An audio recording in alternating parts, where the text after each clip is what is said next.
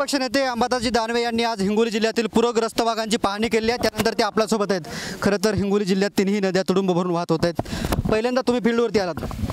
बिलकुल, मी इथं फील्डवर आलेलो आहे। या गावामध्ये आहे ऊसाचं नुकसान झालं आहे, सोयाबीनचं झालेलं आहे, त्याच्यानंतर हळदीचं नुकसान झालेलं आहे, केळीच्या बागायत इथं चांगल्या त्याचंसुद्धा नुकसान झालेलं आहे।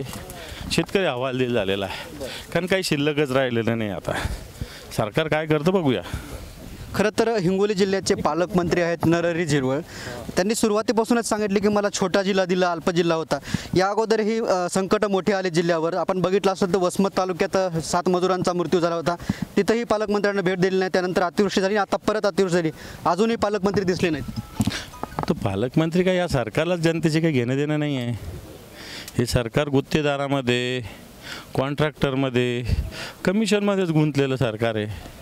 बाकी सरकारला जनतेशी देणं घेणं काय। त्याच्यावर मी काय व्यक्तिगत कोणत्या पालकमंत्र्यावर बोलणार नाही, या सरकारवरच मी बोलेल ना, कारण सरकारच तसं आहे तर पालकमंत्री तसेच वागणार।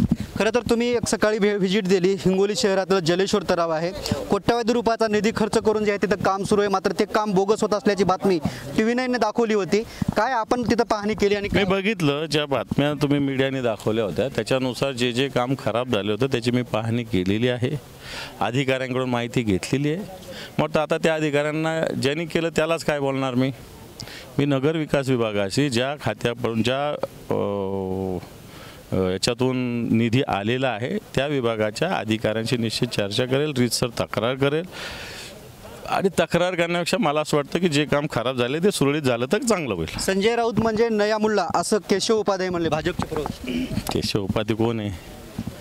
संजय राऊत, अख्खा देश त्यांना नुसतं संजय राऊत म्हणजे 100 दाऊद एक राऊत म्हणतात, आणि आयाला कुठं दिसला मुल्ला तर त्यांच्याकडे जमा आहे सगळे, नागपूरपासून मुंबईपर्यंत। तुम्ही आता ज्या गावामध्ये आलात त्या गावामध्ये जवळपास 8 मजूर जे आहेत ते 96 तास अडकले होते, त्याचं वृत्त TV9ने दाखवलं होतं। मात्र कुठेतरी याची माहिती प्रशासनाने लपवली होती। जेव्हा माहिती मिळाल्यानंतर तिथं प्रशासन पोहोचलं। मुद्दा हाच आहे, ही नैसर्गिक आपत्ती हे आम्ही मानतो, याला सरकार काही इमिजिएट करू शकणार नाही हे मानतो, पण 96 तास लोक अडकून पडतात। मुंबईला ती 1.5 तास मोनोरेलमध्ये लोक जीव घेणं प्रवास करतात।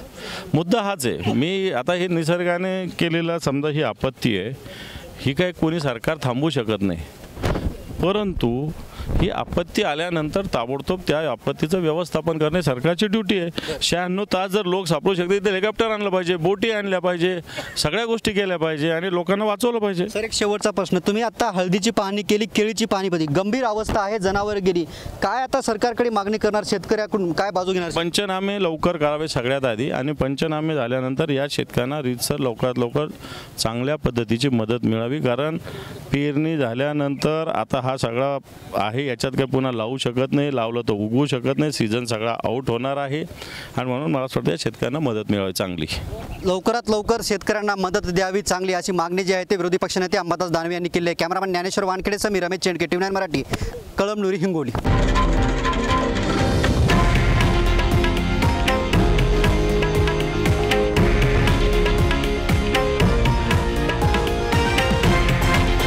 हे आहे देशातील नंबर 1 न्यूज नेटवर्क, आणि आपण पाहत आहात TV9 मराठी, एकमेव।